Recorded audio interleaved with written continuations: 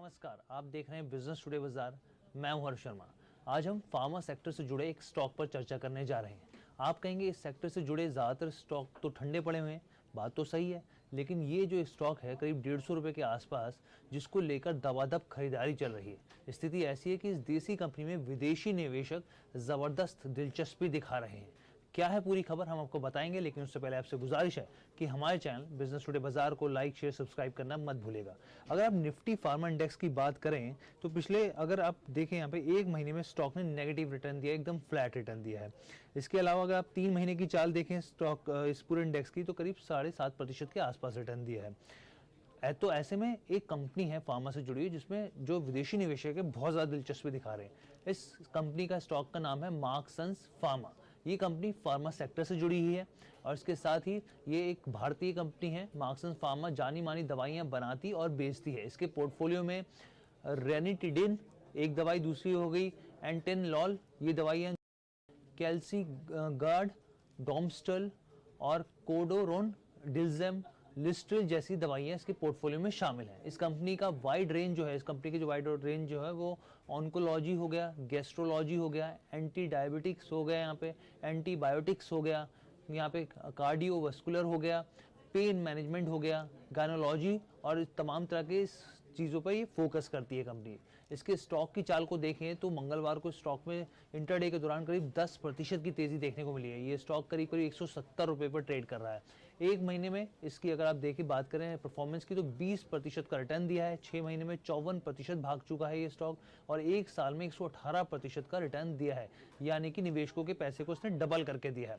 Stock में तेज़ी की वजह क्या है? खबर दरअसल यह है कि कंपनी में बड़ी ब्लॉक डील हुई है। विदेशी निवेशक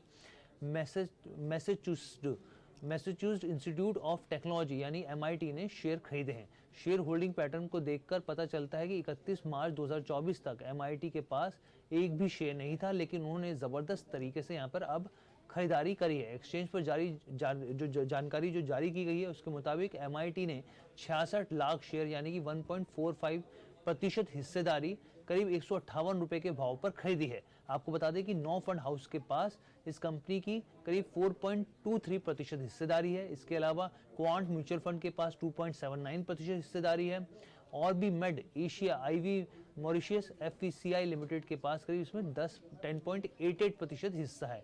ये हिस्सा वारंट्स के जरिए साल 2021 में खरीदा गया था। इस कंपनी के मार्केट कैप की बात करें तो 7,751 करोड़ रुपए है, यानी कि एक मिड कैप कंपनी है। 5,000 करोड़ से ज़्यादा की जो भी कंपनी जिसका मार्केट कैप होता है वो मिड कैप कंपनी कहलाती है। स्टॉक के 52 वीक हाई के जो ये स्टॉक है उसके करीब है। और साथ ही मैं आपको बताऊं कि ये कंपनी जो है वो पूरी तरीके से ऑलमोस्ट जो है डेट फ्री है। अब इसकी बात करते हैं हम PE की, तो टोटल टोरेंट फार्मा की बात की जाए तो जो इसकी पीयर्स कंपनी है उसका जो वो है PE करीब 59 के आसपास है।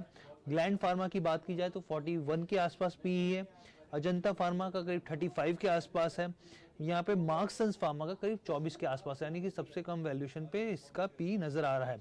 अगर आप इसके सेल्स के नंबर को देखें यहाँ पर, तो अगर TTM यानी कि 12 ट्रेलिंग मंथ्स को अगर आप देखें तो सेल्स में लगातार बढ़ोतरी हो रही है। पिछले कई सालों से देखें आप लगातार बढ़ता चला जा रहा है।